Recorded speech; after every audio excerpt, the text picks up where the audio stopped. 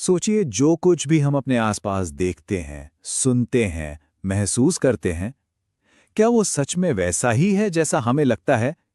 या फिर ये सब सिर्फ हमारे दिमाग की बनाई हुई एक कहानी है? आइए इस बात को समझने के लिए एक बड़ा ही क्लासिक ऑप्टिकल इल्यूजन देखते हैं। जरा स्क्रीन पर इन दो स्क्वायर्स ए और बी को देखिए। इनमें से कौन सा ज्यादा गहरा लग रहा है? ज्यादातर लोगों की तरह शायद यही लगेगा कि ए वाला ज्यादा गहरा है। लेकिन असलियत यह है कि दोनों स्क्वायर्स का रंग बिल्कुल एक जैसा है। ये कोई मजेदार ट्रिक नहीं है, बल्कि इस बात का पक्का सबूत है कि हमारा दिमाग ही हमारी दुनिया बनाता है, इस आधार पर कि उसे क्या देखने की उम्मीद है। और जैसा न्यूरोसाइंटिस्ट पैट्रिक कैवेनॉग ने कहा है, हम दुनिया को बस देखते नहीं हैं, नहीं, हमारा दिमाग असल में एक कहानी बना रहा है। तो आखिर ये होता कैसे है? चलिए अपने पहले सेक्शन में इसे समझते हैं। धारणा बनाम वास्तविकता। एक कहानी सुनिए। एक कंस्ट्रक्शन वर्कर के जूते में एक बड़ी सी कील घुस जाती है और उसे जबरदस्त दर्द होता है। लेकिन जब उसे अस्पताल ले जाया जाता है तो पता चलता है कि कील तो उसकी उंगलियों के बीच से निकल गई थी, उससे कोई चोट ही नहीं आई। दर्द तो बिल्कुल असली था, पर वो असली चोट से नहीं, बल्कि दिमाग की चोट लगने की उम्मीद से पैदा हुआ था। तो इससे हमें परसेप्शन यानी धारणा के दो मॉडल समझ आते हैं। एक है पुरानी कहानी, जिसे बाहर से अंदर वाला मॉडल कहते हैं। मतलब हम सोचते हैं कि हमारी आंखें और कान खुली खिड़कियों की तरह हैं, जो बस बाहर की जानकारी अंदर लेती हैं। लेकिन जो नई कहानी है, अंदर से बाहर वाली, वो ज्यादा सही है। ये कहती है कि हमारा दिमाग असल में पहले से ही भविष्यवाणी कर रहा है कि बाहर क्या हो सकता है, और हमारी इंद्रियां बस ये चेक करती हैं कि वो भविष्यवाणी सही है या नहीं। तो सब कुछ भविष्यवाणी का खेल है, और यही हमारा अगला सेक्शन है, दिमाग की भविष्यवाणियां। इस कमाल के आइडिया का साइंटिफिक नाम है प्रिडिक्टिव कोडिंग। थ्योरी ये है कि हमारा दिमाग एक प्रिडिक्शन मशीन है। ये लगातार दुनिया का एक मॉडल अपने अंदर बना रहा है और फिर उसे असल दुनिया से मिलने वाली जानकारी से मैच करके देखता है।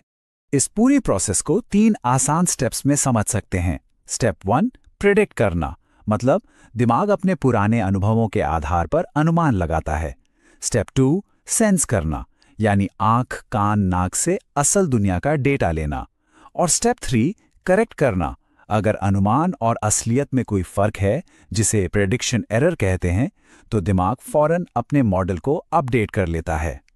और ये सब हमें इस पूरे विश्लेषण के सबसे दिलचस्प आइडिया पर लेकर आता है, एक कंट्रोल्ड हैलुसिनेशन, यानी एक नियंत्रित भ्रम।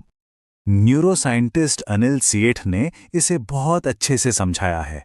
वो कहते हैं कि हमारा जो भी अनुभव है, वो बाहर की दुनिया का आईना नहीं है, बल्कि हमारे दिमाग की अपनी एक क्रिएटिव कहानी है। ये चीज़ हम अपनी रोज की जिंदगी में भी महसूस करते हैं। कभी ऐसा हुआ है कि जेब में फोन वाइब्रेट करता हुआ महसूस हुआ, पर जब चेक किया तो कोई कॉल ही नहीं थी। वो हमारा दिमाग है जो कॉल की उम्मीद कर रहा था, और उसने वाइब्रेशन की फीलिंग खुद बना दी। यही है वो कंट्रोल्ड हैल्यूसिनेशन। और ये आइडिया सिर्फ बाहर की दुनिया तक ही सीमित नहीं है, ये हमारी अंदर की दुनिया पर भी लागू होता है। चलिए देखते हैं सेक्शन 4 में स्वयं का भ्रम। तो अब एक बहुत गहरा सवाल उठता है, अगर हमारे लिए ये पूरी दुनिया दिमाग की एक रचना है, तो फिर हमारा खुद का, अपने मैं होने का जो एहसास है, उसका क्या? यही प्रेडिक्शन वाली प्रोसेस हमारी भीतरी दुनिया पर भी काम करती है।